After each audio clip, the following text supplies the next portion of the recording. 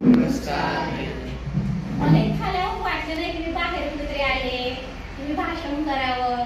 नाही, मी तुम्हाला काही गमती सांगणार आहे की ज्या मारुती चितमपल्ली यांना त्यांच्या दीर्घायुष्यात त्यांनी जे वनसंपदेवर जे काम केलेले आहे, प्राण्यांचा, पक्ष्यांचा, वनस्पतींचा अभ्यास केलेला आहे, त्यातून त्यांना वेगवेगळे त्यांच्या जे नजरेस पडलं ते त्यांनी आपल्या लेखनात टिपलेलं आहे. तर ते मी तुम्हाला गमतीशीर सांगणार आहे की हे तुम्हाला माहित आहे पण माहित पण नाही की आपल्याला अनेकदा असं वाटतं की कावळा ओळखीच आहे, पण त्याच्या मी अनोळखी गोष्टी तुम्हाला सांगणार आहे. सर्वप्रथम मी युवराज दादांचं आणि उमेद या संस्थेचं मनापासून आभार मानते की त्यांनी मला आज या ठिकाणी बोलण्यास संधी दिली. की तुम्हाला पर्यावरण म्हणजे मित्रांनो काय हे माहित आहे की आपल्या आजूबाजूचा सर्व परिसर याला आपण सर्वसाधारणपणे पर्यावरण म्हणतो. मग या पर्यावरणामध्ये पशु पक्षी वनस्पती जलचर असतील किंवा आकाशातून विहंग असतील पक्षी असतील या सर्वांचा समावेश आपण पर्यावरणामध्ये करतो. डोंगर नद्या दर्या असतील या सर्वांचाही समावेश यामध्ये येतो. आता सर्वजण तुम्ही पाहता की तुम्हाला शक्यतो आपण सुरुवातच करूयात प्राण्यांपासून पक्ष्यांपासून करूयात. तुम्ही कावळा पाहिलेला आहे. सर्वजण आपण त्याला काय म्हणतो की त्याचा आकार कसा, त्याचा रंग कसा आहे, तो एकदम काळा आहे, दिसायला तो अजिबात चांगला नाही. पण पर्यावरणासाठी सगळ्यात उत्तम असा पक्षी कुठला असेल तर तो कावळा. त्याला पूर्णाक्ष किंवा पूर्णाग्र देखील म्हटलं जातं. अजून एक गंमत सांगते, तुम्ही कावळे ज्यावेळेस घरटे करता त्यावेळेस तुम्ही कावळ्याचं घरटं वगैरे पाहिलं असेल की काही जे तरुण कावळे असतात त्यांचं घरटं असतं ते ज्यावेळेस ते काट्या जमवतात एक एक एक एक चित्र आणून ते घरटे बनवण्यासाठी ते वापर करतात. पुन्हा येऊन पाहतात तिथं काट्या नसतात. काही कावळ्यांची घरटे पूर्ण करायला फार वेळ लागतो. कारण काय? चितमपल्लींनी असा विचार केला की याचं कारण मी शोधेन. मग त्याने काय केलं, निरीक्षण करायला सुरुवात केली की ज्यावेळेस कावळा एखादी काठी आणून तिथं ठेवायचा त्यावेळेस काय असतं, दुसरे पुन्हा आणायला गेला की पलीकडे जे जुने कावळे होते ना वयस्कर असतात ते काय करायचे, ते काट्या चोरून स्वतःचं घरटं ते बनवायचे. म्हणजे बघा कावळा काय करतो, तो स्वतःचं घरटं बांधण्यासाठी दुसऱ्या कावळ्याने आणलेल्या त्यातील काटक्या तो चोरतो आणि स्वतःचं घरटं पूर्ण करण्याचा तो प्रयत्न करतो. डोंबिवलीमध्ये मुंबईमध्ये एक पांढरा कावळा पाहण्यात आला. तुम्ही पांढरा कावळा कधी ऐकलंय का रे? नाही. पण त्यांच्या शरीरामध्ये जे पिगमेंटेशन झालेलं असतं त्याचा परिणाम काय झालेला होता की आपल्याकडे कसं काळी मासे पांढरी असं म्हणजे गोरी वगैरे असतो की नाही, पण की मेलॅनिनचं जे प्रमाण आपल्या त्वचेमध्ये कमी जास्त असतं त्याचा परिणाम तो झालेला असतो. तसं पक्ष्यामध्ये देखील आपल्याला पाहावयास मिळतं की मुंबईमध्ये तो काळा कावळा पाहायला मोठमोठ्या रांगा लागलेल्या होत्या. ते निरीक्षण कोणी नोंदवलेले तर मारुती चितमपल्ली यांनी. तुम्हाला मी डायरेक्ट सांगायला सुरुवात केली पण त्यांचं कार्य पहिल्यांदा तुम्हाला आता सांगते 2 मिनिटांमध्ये की मारुती भुजंगराव चितमपल्ली वनाधिकारी अरण्य ऋषी अरण्य महर्षी म्हणून ज्यांचा आपण उल्लेख करतो, त्यांनी आपलं संपूर्ण आयुष्य जंगलाची सेवा वनसेवा प्राण्यांची पक्ष्यांची सेवा करण्यामध्ये घालवलेलं आहे. त्यांना होणारा त्रास असेल त्याची कारणे असतील त्यावर काही उपाय असतील ते देखील त्यांनी सुचवण्याचा प्रयत्न केलेला आहे. त्यांनी 21 पुस्तकं लिहिलेली एकूण. त्यामध्ये मृग पक्षीशास्त्र की ज्यामध्ये भारतामध्ये असणारे भारताच्या बाहेर असणारे म्हणजे संपूर्ण जगामध्ये असणारे प्राणी पक्षी याचा त्यांनी उल्लेख केले. मत्स्यकोश देखील काढण्याचं काम सुरू केलेले की माशांचे प्रकार असतील. तुम्ही झाडावर चढणारा मासा कधी ऐकलाय का? पण त्यांनी असा शोध त्यांच्या अशा निरीक्षणामध्ये आढळून आले की काही मासे असतात ते झाडावर देखील चढतात. कासव असेल ते देखील झाडावर चढतं. कशासाठी? तर ऐन नावाचा जो वृक्ष असतो त्याला जो येणारा डिंक असतो तो डिंक खाण्यासाठी कासव काय करतं, भरपूर फूट उंचीवर ते चढतं का तर त्याला त्याचं पोट भरायचं असतं. म्हणजे चितमपल्लीने आनंददायी बगळे असतील म्हणजे पक्ष्या त्या पुस्तकांची नावे पण पहा त्यांनी कशी ठेवलेली. बगळा आहे तुम्ही पाहताय बघे म्हशीच्या अंगावर बसून तो काय करतो प्रवास करतो म्हणजे त्याचा आसपास तो अडवतो जनावरांच्या. त्याचं कारण तुम्हाला माहिती आहे का रे? कोण सांगेल बरं? मला अभ्यासात पण आहे. म्हशीच्या अंगावर का असं बघा बसलेला आहे तो म्हैस पुढे गेले तो पण पुढे पुढे जातो मधूनच तो खाली उतरतो पुन्हा तो म्हशीच्या अंगावर येऊन बसतो. सांगतो खूप छान की ज्यावेळेस म्हैस चरत असते त्यावेळेस ते कीटक ते गवतावर जे बसलेले असतात ते उडतात. मग गावा काय करतो बगळा काय करतो तो पटकन तो टिकतो. म्हणजे प्राण्यांचं साहचर्य बघा तुम्ही की म्हैस असेल बगळा असेल पक्षी आणि प्राणी यांचं साहचर्य निसर्गाने जी किमया केलेली आहे. पण या अशा जंगलामध्ये असेल किंवा मोठमोठ्या डोंगरांच्या ठिकाणी असेल मानवाने काय केलं पर्यावरणामध्ये हस्तक्षेप करायला सुरुवात केलेली आपल्याला पाहाव्यास मिळते. आपण शेवटी पाहणार आहोत. मी तुम्हाला आधी काय सांगते तर प्राण्यांचं पक्ष्यांचं जग आहे ते मी तुम्हाला आधी सांगते. आता संख्या कमी झालेली आपल्याला कावळ्यांची का पाहाव्यास मिळते तर तुम्ही पाहताय. आता मी एकाला आता जस्ट पेट्रोल भरताना लक्षात आलं की ऊसाचं क्षेत्र होतं त्यामध्ये त्यांनी युरिया केमिकल्स टाकलेले होते. शेतामध्ये कधी मुंडे होतात कधी कीटक असतात तर ते काय करतात ते आलेले पिकाचे ते किडे खातात. ज्यांच्याकडे ते जातं जे विष असतं ते त्या किड्यांच्या मार्फत ते कावळे काय करतात मग स्वतःकडे ते घेतात. त्या खाण्यामुळे कावळ्यांची संख्या किंवा इतर पक्ष्यांची देखील संख्या आपल्याला कमी झालेली पाहाव्यास मिळते. म्हणजे आपण आधुनिक शेतीकडे जातोय पर्यावरणामध्ये आपण रसायनांचा वगैरे वापर करतो त्याचा विपरीत परिणाम झालेला आपल्याला इथं पाहाव्यास मिळतो. त्या घरट्यांच्या प्रकारावरून कावळ्याचीच बघा एक उदाहरण की त्याने जर आंबा साग पिंपळ चिंच उंबर याच्यावर जर घरटं केलं असेल तर त्यावेळेस पावसाचं प्रमाण कसं असतं जास्त असतं म्हणजे पाण्याचा स्रोत असणार आहे. पण याच कावळ्यांनी जर शुष्क काटेरी बाबलीवर जर घरटं केलं असेल तर त्यावेळेस दुष्काळ असतो. म्हणजे हे आपल्याला एक दुष्काळ किंवा सुकाळ कधी येणार याचं सूचक देखील करणारा कावळा हा पक्षी आपल्याला पाहावयास मिळतो. घरट्यामध्ये साधारण अजून एक सांगते की 3 ते 4 जर अंडी असतील तर त्यावेळेस पाऊस चांगला पडणार आहे. पण ज्यावेळेस घरट्यामध्ये त्या कावळ्याच्या एकच जर अंड असेल तर त्यावेळेस देखील पाऊस कमी पडणार आहे. तुमच्या लक्षामध्ये आला असेल तर जास्त संख्या झाली तर त्यांना खावयास भरपूर मिळणार आहे. पण एकच अंड घालते म्हणजे तो काय करतोय कमी असं जीवाला तो जन्म देतो कमी एकच त्याला जेवणाची तुला कमतरता असणार आहे अन्न पाण्याची कमतरता असणार आहे. त्यामुळे तो देखील काय करतो निसर्गाशी संधान साधण्याचा निसर्गाशी जुळवून घेण्याचा तो प्रयत्न करतोय. आलेल्या परिस्थितीमध्ये टिकून कसं व्हायचं हा शिकणारा गुण आपल्याला इथं कावळ्यांमधून पाहावयास मिळतो. ऍडजस्टमेंट खूप महत्वाची. पर्यावरणाशी ज्याने समायोजन साधलं तो काय होतो टिकून राहतो. तुम्हाला भारतीय चित्र माहित असेल की त्या शिकार करण्यामुळे तो नष्ट झाला आणि कदाचित पर्यावरणीय बदल झाले त्यामुळे त्याची संख्या आपल्याला पूर्णपणे नष्ट झालेली पाहावयास मिळते. चातक पक्षी माहित असेल पाण्यावर जीवन जगणारा माहिती चातक फक्त पावसाचे पाणी पिऊन. पण कसं रे तर पावसाचं पाणी आपल्याकडे वर्षाकाळ 4 महिने पावसाळा असतो मग तो 4 महिने आपल्याकडे असतो म्हणजे तो स्थलांतरित पक्षी आहे. हे निरीक्षण कोणी नोंदवलेलं आहे तर मारुती चितमपल्ली याने. म्हणजे तो वर्षा काळामध्ये आपल्या भारतामध्ये तो येतो. इतर वेळी ज्या ठिकाणी पाऊस असेल त्या ठिकाणी काय करतो तो पुन्हा माघारी तो जातो. मग तुम्ही झाडाची पाने पाहिली असेल मी म्हणून ते आहेत बघा पावसाचं पाणी पडले ते खाली येणार असतं मग ते पाणी देखील तो काय करतो त्या झाडाकडे तो आव वासून तो काय करतो उभं राहतो. म्हणजे ते टोकातून जे पाणी खाली पडेल तो फक्त तो टिकून घेतो. म्हणजेच पावसाचं फक्त पाणी तो पितो आणि तो त्याचे संपूर्ण आयुष्य आहे ते जगतो. मोर माहित असेल तुम्हाला आपला राष्ट्रीय पक्षी मोर आहे. मग आता काही ज्यावेळेस चितमपल्ली आदिवासी भागामध्ये दौरा करत होते किंवा कामात ज्यावेळेस ते वन व्यवस्थापन करत होते त्यावेळेस त्यांच्या लक्षामध्ये असं आलं की ज्या भागामध्ये मोरांची संख्या जी असते आता ती खूपच कमी झालेली आहे. त्याचं कारण त्यांनी आदिवासींना विचारलं. त्यामध्ये मंगरू गोंड म्हणून एक आदिवासी त्यांना असा सापडला. तो काय करायचा बिबट्याचं कातड आपल्या अंगावर घालायचा आणि असं जिथं मोरांचा जास्त प्रदेश आहे तिथे जाऊन तो लपून बसायचा आणि बरोबर असं रांगत रांगत काय करायचं मोरांकडे पाहायचा मोर त्याच्याकडे पाहिजे. बिबट्याला मोर काय होतो वश होतो त्या टाईपमध्ये तसं व्हायचं आणि मोर बघतच राहायचा तिथं कोण आहे मग तो मोर काय तो काय करायचा पकडायचा आणि आणायचा. म्हणजे तो मोराच्या त्या ठिकाणी तो शिकार करायचा बिबट्याचं कातडं पांघरून. हळूहळू मोरांची देखील संख्या कमी झालेली अशा या शिकारीच्या कारणामुळे आपल्याला पाहावयास मिळते. मोरांचं अजून एक वैशिष्ट्य मोराचा नाच सगळ्यात सुंदर आपल्याला आवडतो. मोर मस्तपैकी पिसारा फुलवून मागे नाचत असतो. पण त्या आधीच्या जंगलामध्ये अनेक मोर असतात त्यावेळेस काय होतं तर ते मोर एका ठिकाणी जमतात एक गोलसर रिंगण तयार करतात. ज्यावेळेस रिंगणामध्ये आपण कसं स्वच्छता साफसफाई खडे वगैरे आपल्या हाताने वगैरे उचलून टाकतो मोर काय करतो स्वतःच्या चोचीने सगळे खडे गोळा करून काय करतात ते आजूबाजूला टाकतात आणि मग त्याला काय म्हणतात ठिकाणाला मोर नाची म्हणजे मोर जिथं नाचतात ती जागा त्याला काय म्हटलं जातं मग मोर नाची असं म्हटलं जातं. तुम्हाला आता सगळीकडे बघा पळसाला वगैरे फुलालेले पाहावयास मिळतात. लाल भडक झालेला कलर आपल्याला पाहावयास मिळतो. तुम्हाला पोपट माहितीये त्याची लाल चोच असते.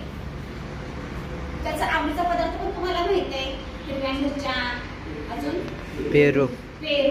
पण तो काय करतो या दिवसामध्ये तर त्या पळसाच्या फुलामध्ये जो मध असतो की नाही तो देखील या दिवसामध्ये तो काय करत असतो खात असतो. टिटवी तुम्हाला माहितीये की टिटवीचा आवाज म्हटलं की सगळी अशुभ समजलं जातं.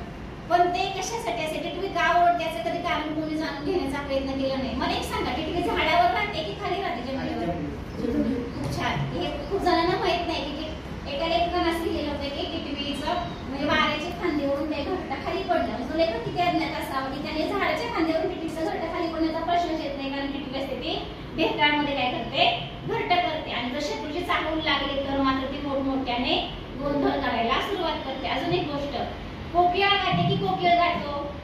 चितमपल्लींचं निरीक्षण आहे.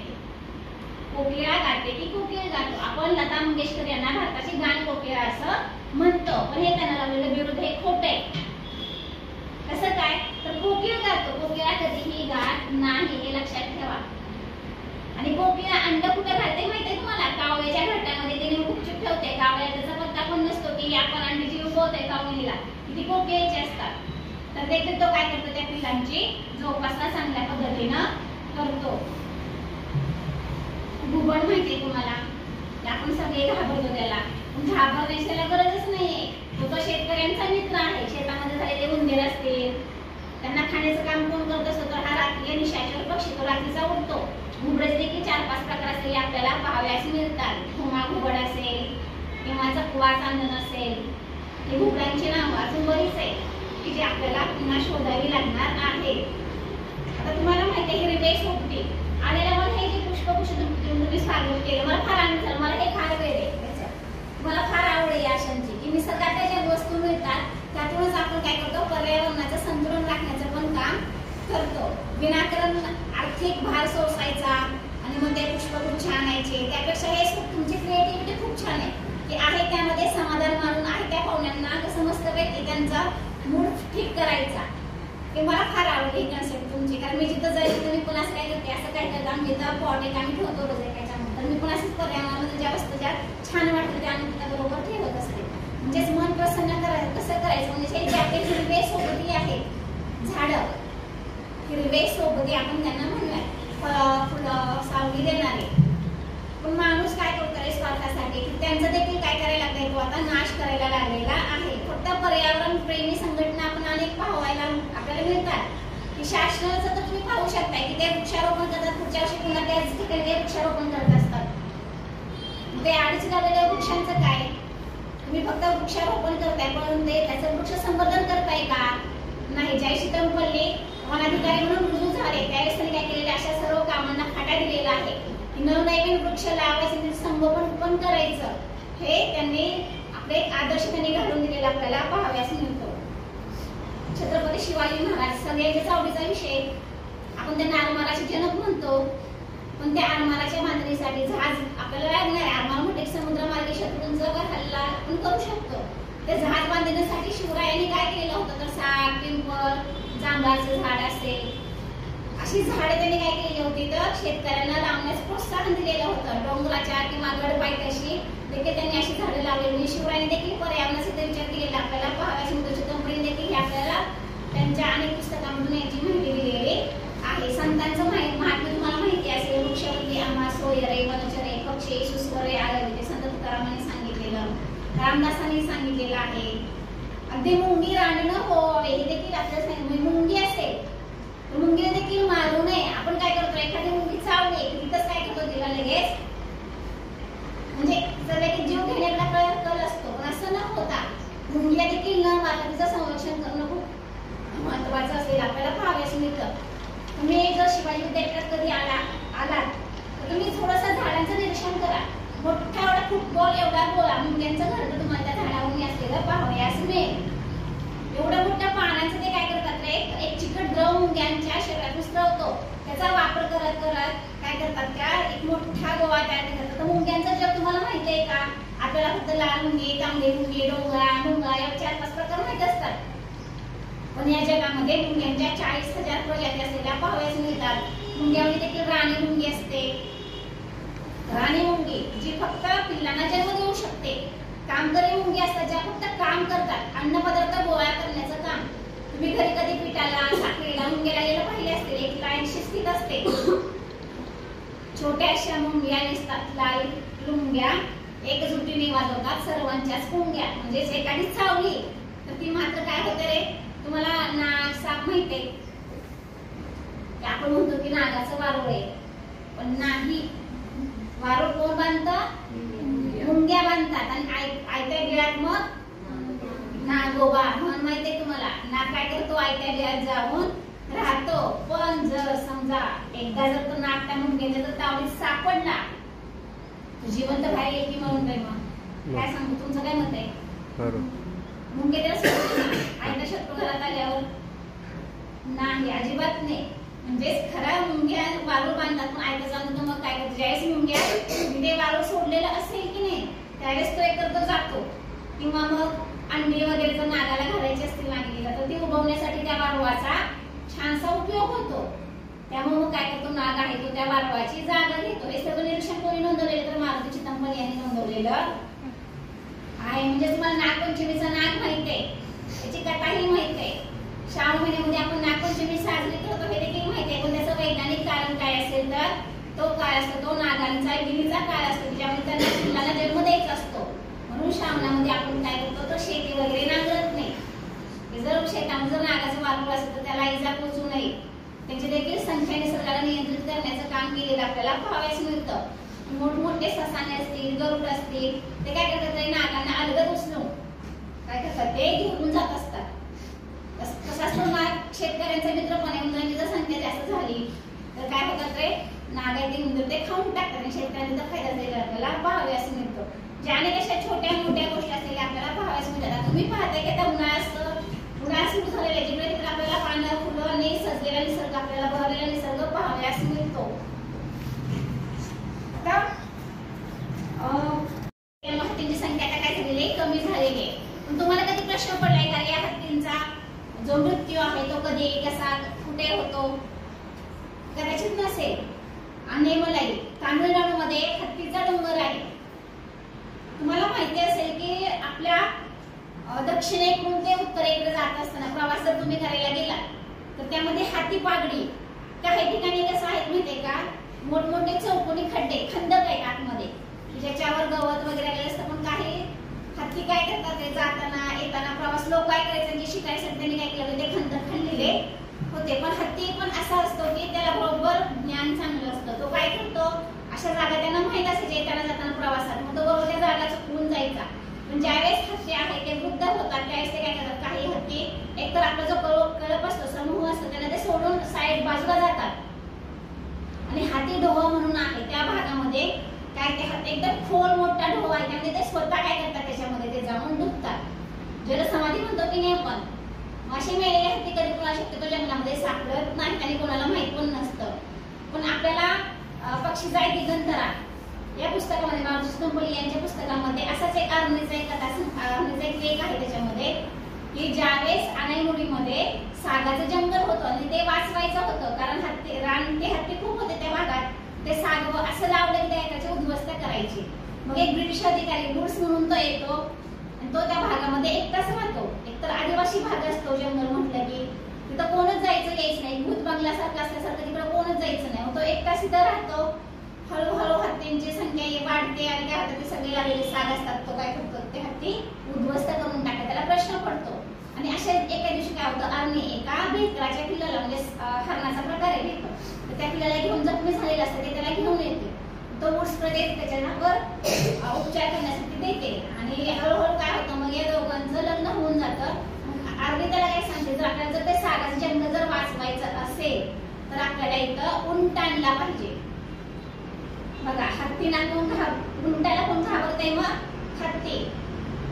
बरोबर त्याने काय केलेलं आहे? एक दोन उंट मागवले. ज्यावेळेस उंटांना पाहिलं हत्तीने त्यावेळेस मात्र तिथं हत्ती अजिबात फिरकले नाही. त्यातून त्यांचं मग सागाचं जंगल मोठ्या प्रमाणात उभं राहिलं गेलं. म्हणजेच प्राण्यांचं निसर्गामध्ये कोण कोणाला तुम्हाला अन्नसाठी माहितीये, कुठचेन माहितीये तुम्हाला?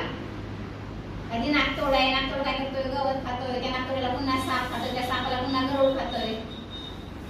किंवा हरिण गवत खाते, कोणाला वाघ सिंह बिबट्या खातायत. हे अन्नासाठी म्हणजे निसर्गाने काय केलेलं आहे? स्वतःचा ताबा निसर्गाने कसा मिळवायचा, निसर्ग संवर्धित संतुलित कसा ठेवायचा याचं एक उदाहरण निसर्गामध्ये आपल्याला याचं पाहावयास मिळतं. हे सगळे जे आहेत उपाय असतील किंवा या गोष्टी असतील याचा शोध कोणी घेतलेला तर मारुती चितमपल्ली यांनी त्यांच्या पुस्तकातून घेतलेला आपल्याला पाहावयास मिळतो.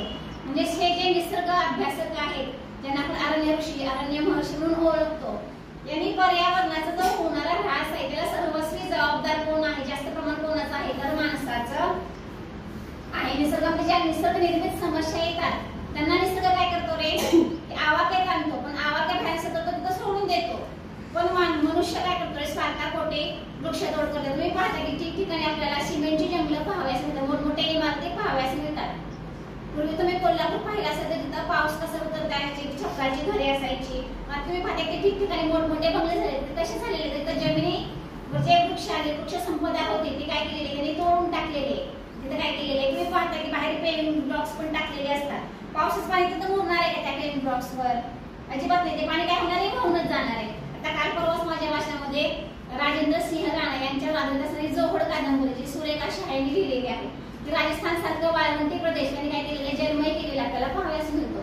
तसं चितमपल्ली यांनी काय केलेलं आहे? हे निसर्ग, वनसंपत्ती असेल, पक्षी संपत्ती असेल, प्राणी संपत्ती असेल, त्यांना ती जर टिकली तरच माणूस टिकणार आहे. फक्त मनुष्य आणि प्राणी पक्षी कोणीच नाही. तुम्ही कल्पना करा बरं, हे विश्व तुम्हाला कसं वाटेल मग?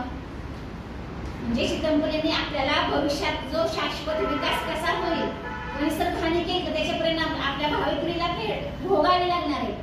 याचा परिणाम, असे वाईट परिणाम होऊ नये म्हणून निसर्गाचं संवर्धन केलं लागतं. आपण मराठीमध्ये म्हणतो जो शिकेल तो टिकेल. जर पर्यावरणाला जर आपण टिकवलं तरच आपण टिकणार आहोत. त्यासाठी शाश्वत दृष्टिकोन खूप महत्वाचा आहे. म्हणजे जर पर्यावरणाला आपण फक्त वृक्षारोपण करतो, त्यावेळेस फोटो सेशन करतो, तसं न करता त्या वृक्षाची काळजी, जसं सर तुमची मायेने एकाची काळजी घेत आहे, तसं आपण देखील काय केलं पाहिजे की सर्वांनी त्या वृक्षाची आपण जबाबदारी घेतली पाहिजे. माझ्या प्रत्येक वाढदिवसाला मी एखादा तरी किमान वृक्ष लावेल. मी स्कूलमध्ये शाळेत असताना काय करायचे, आता म्हणजे शिक्षक असताना, की मुलांना ज्यांचा वाढदिवस असेल, खास करून माझ्या क्लासतर्फे, की प्रत्येकाने 2-2 वृक्ष आम्हाला छोटे छोटे रोपटे सॅपलिंग्स काय करायची, भेट द्यायची. आणि ते आम्ही काय करायचो, मग शाळेत जे मैदान होतं आम्ही कडे ते वृक्ष लावले. जवळपास 50 वृक्ष मी आता लावलेले होते शाळेमध्ये शिकवलं. म्हणजे आणि मी स्वतः पण दिले की माझ्या वाढदिवसाला, माझ्या मुलींच्या वाढदिवसाला. त्याचबरोबर पुस्तकांची पण भेट आम्ही त्या शाळेला दिलेली. 50 पुस्तक आम्ही भेट दिली. 50 वृक्ष मी 60 महिन्यामध्ये त्या शाळेत मिळवून दिले. म्हणजे तुम्ही इतके चांगले आहात, तुमच्या मनावर आता परिणाम सकारात्मक झाले की निसर्ग माझा सखा आहे, दोस्त आहे, त्याला मी त्याचं संवर्धन करणार, त्याचं मी संरक्षण करणार. तर ह्या सुखद धक्क्यांमुळे तुमचं देखील आयुष्य, तुम्ही पहा आपण किती निराश असू देत, आपण त्या झाडांकडे पाहिलं, फुललेल्या फुलांकडे पाहिलं की आपल्या मन कसं प्रसन्न टवटवीत होतं. म्हणजे हा उपाय कोण देते आपल्याला? निसर्गच देत असतो. म्हणजे तुमच्या मानवी मनावर जर आतापासून जर संस्कार चांगले झाले, बालपण देवा देवा, ज्यावेळेस तुम्ही लहान आहात, तुम्हाला कुंभार माहिती आहे तो काय करतो, घड्या घडत असेल तर हात बरोबर जिकडून तिकडे फिरत त्या घड्याला व्यवस्थित घड्याला आकार येत असतो. तसंच आपलं आयुष्य असतं. लहान मूल म्हणजे फक्त काही मातीचा गोळा नाही, तर तो सजीव आहे, त्यालाही मन भावना आहे.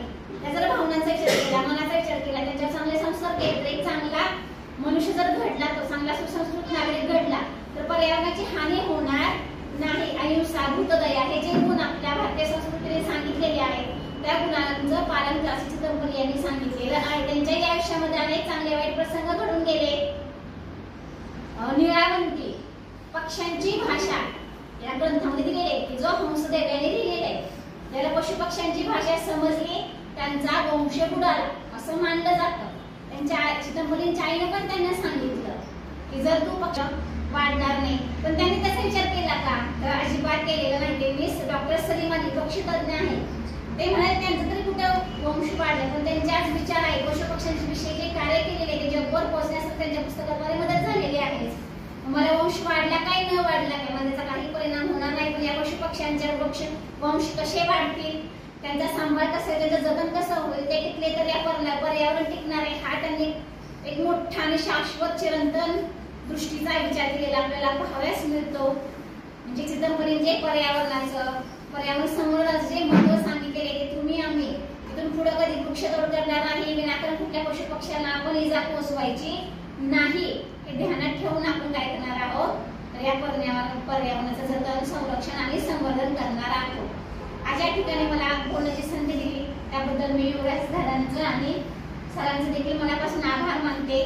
त्याचबरोबर तुम्ही देखील इथून पुढे पर्यावरणाचं एक छानपैकी साखळी मधला एक हिस्सा व्हाल असा एक आशावादी दृष्टिकोन इथं सामान्याने थांबते. धन्यवाद.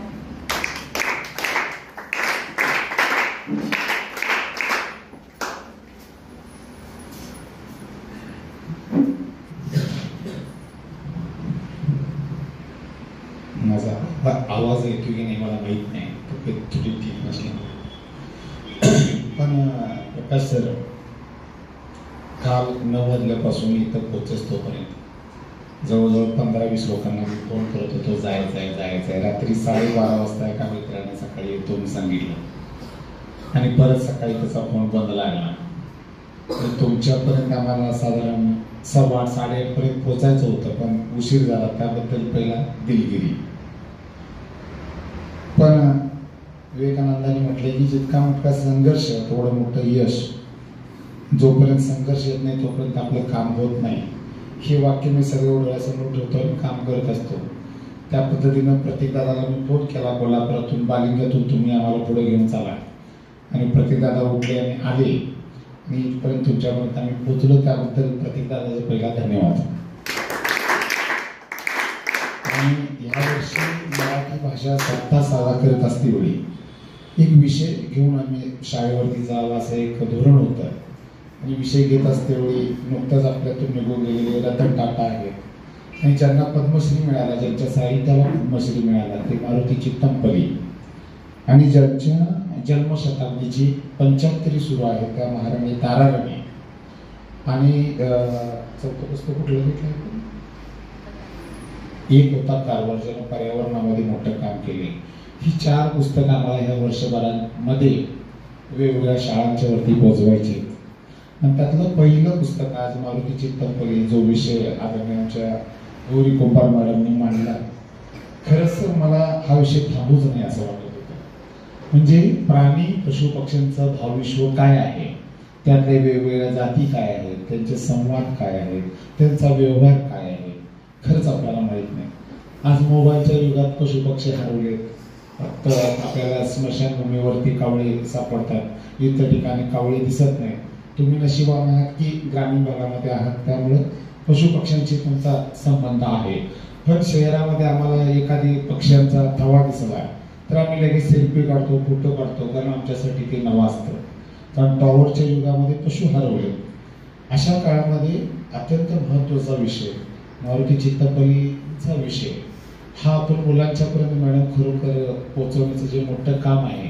ह्यामुळे मराठी भाषा समृद्ध तर होईलच, तर प्राण्यांची भाषा दर्जा जो प्राप्त झालाय तो दर्जा अधिक रुंदावण्यासाठी हे आपण वेगवेगळे पर्यावरणासारखे विषय जर मुलांच्यापर्यंत घेऊन गेलो. मला वाटत नव्हतं की तुमचं मॅडम 20 ते 25 मिनिटं मी घड्याळ बघितलं की सुरू होतं आणि एकाही विद्यार्थ्याचं दुर्लक्ष नव्हतं तुमच्या मानवताकडे.